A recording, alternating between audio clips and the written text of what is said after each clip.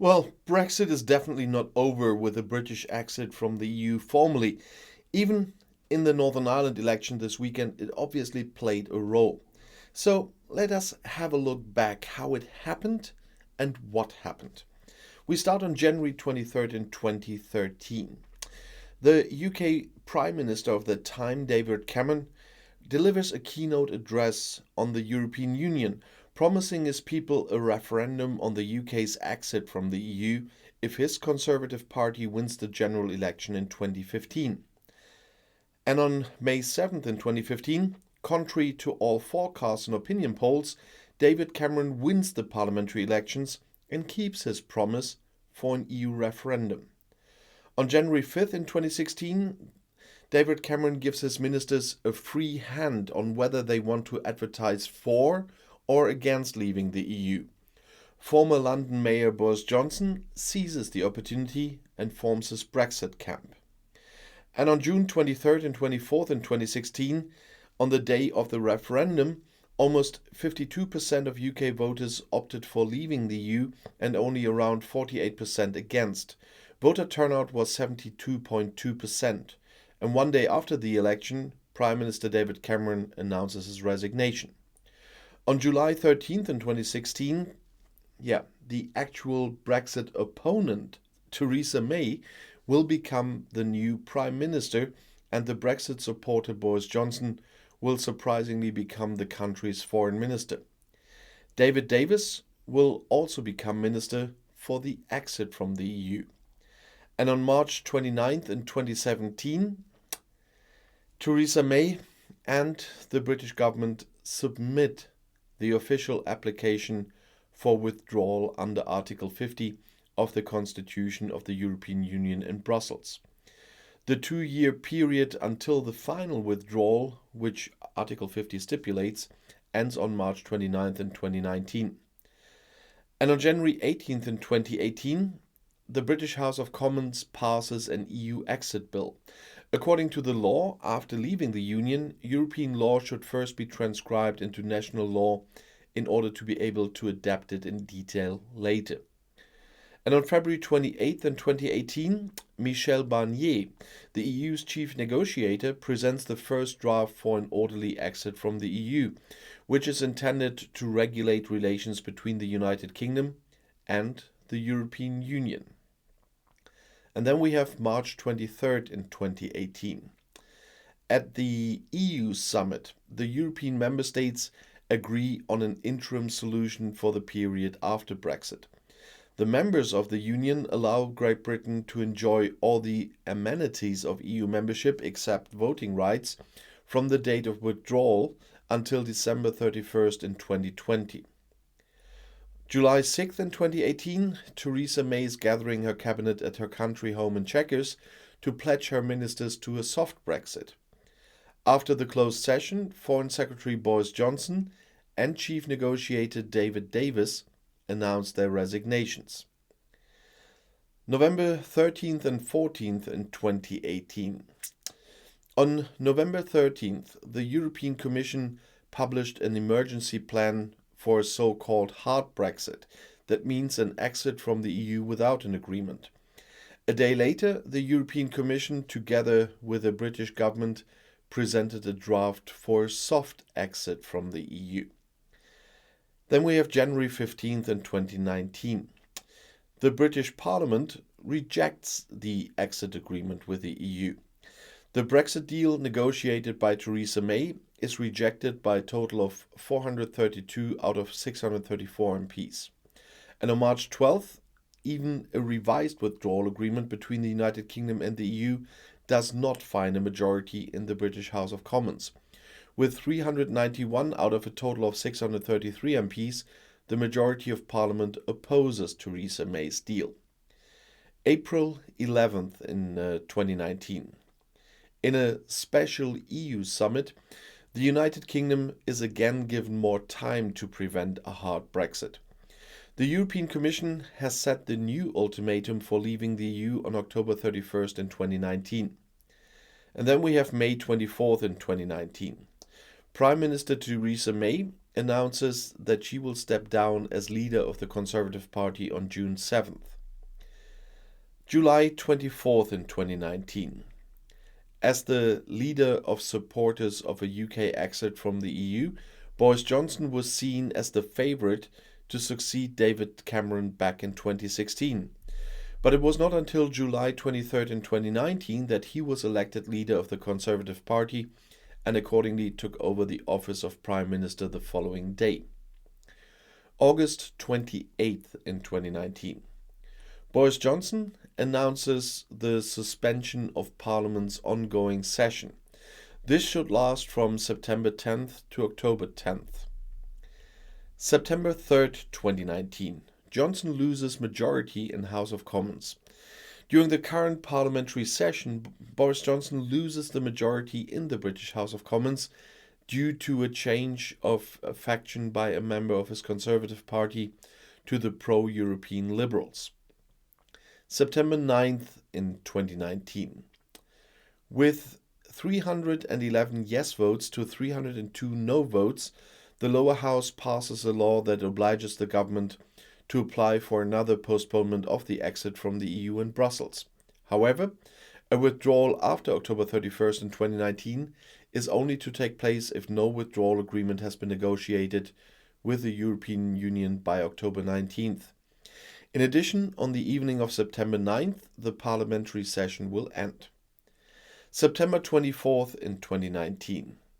The UK Supreme Court has ruled that prorogation of the House of Commons sessions is incompatible with the UK Constitution. The Speaker of the House of Commons, John Bercow, then decides to resume work in Parliament on December 25th. Then we have October 28th in 2019. The British government and the European Council agree on a further postponement of the exit from the EU.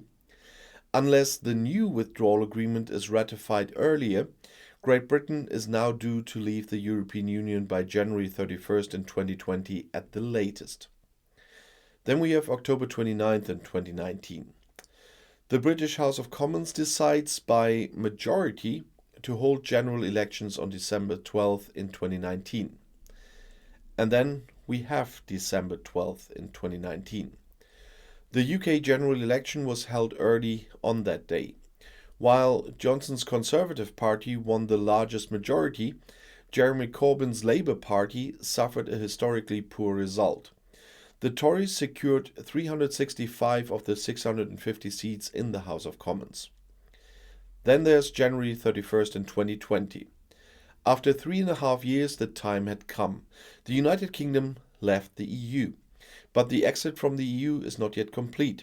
The negotiations between London and Brussels are entering an important round, and Great Britain intends to conclude them by the end of the year. March 2nd in 2020. The EU takes a clear line and proposes a free trade agreement without tariffs and quantitative restrictions, but demands assurances for fair competitive conditions, the famous level playing field. Great Britain also wants to achieve fair competition but emphasizes its independence and therefore wants the majority to achieve agreements, not contracts. Negotiations are expected to last until October. Then we have March 2020 again.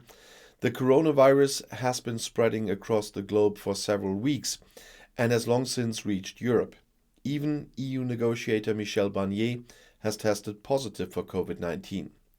In any case, face-to-face conferences are out of the question in this situation, which is why the schedule for the negotiation and the talks is faltering. June 12th in 2020. In June, Great Britain finally ruled out an extension of the negotiations with the EU beyond the end of the year. Pressure is mounting to secure an agreement on the future post-Brexit relationship by the end of 2020. July 1st in 2020. In the midst of the corona pandemic, Germany will take over the EU Council presidency on July 1st and is trying to make progress in negotiations with Great Britain. September 2020. There was a lot of questions there. In September, Prime Minister Boris Johnson finally went on a confrontational course, saying he finally wanted to end the deadlocked talks. He is giving the EU an ultimatum. If the agreement is to come into force by the end of the year, it must be in place by October 15th. Otherwise, no agreement can be reached, and all parties would have to accept this. And then we have October 2020. Because of the breach of the Brexit agreement, the EU Commission finally submitted a formal complaint against the British internal market law. In the last round of negotiations on October 2nd, there's still no breakthrough, and skepticism as to whether an agreement can be reached before the end of the negotiation period, and that skepticism is growing. Meanwhile, Boris Johnson is already preparing the British for a no-deal scenario and is not ready to withdraw the controversial internal market law. On October 20th, the Prime Minister announced through a spokesman that talks with the EU had finally failed because the EU was not prepared to change its negotiation position, and so a hard Brexit is imminent. Meanwhile, a short time later, Great Britain and Japan agree on a free trade agreement that is to apply after the end of the Brexit transition phase, but it was just a copy and paste deal, by the way. November 2020.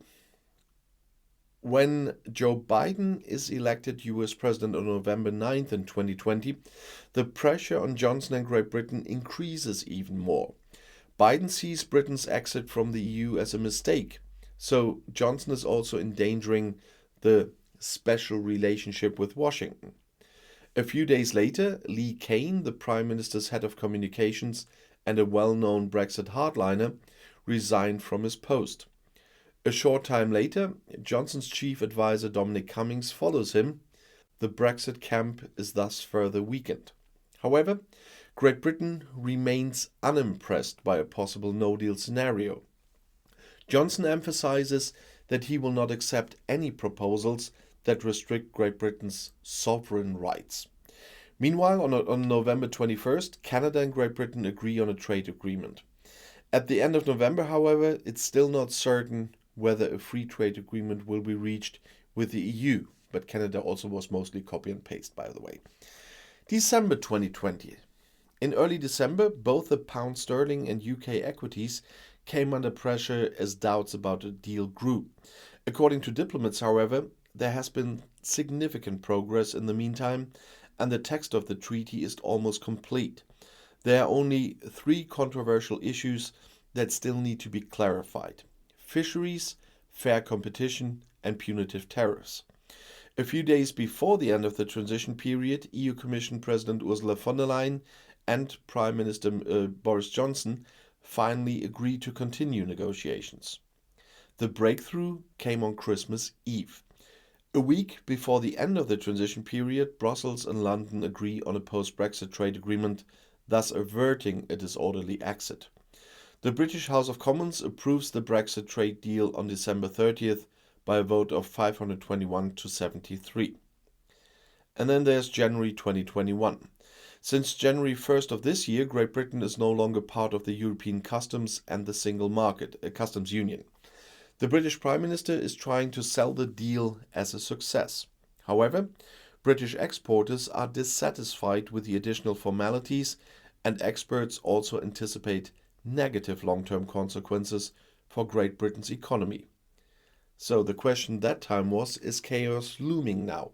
And I can say, since then, since the official Brexit, we finally saw a lot of consequences of Brexit. And if you want to know about them that already have shown their faces or that are still showing their face, have a look on my main channel that's just called Outside Views. And I'll see you in my next video. Bis gleich.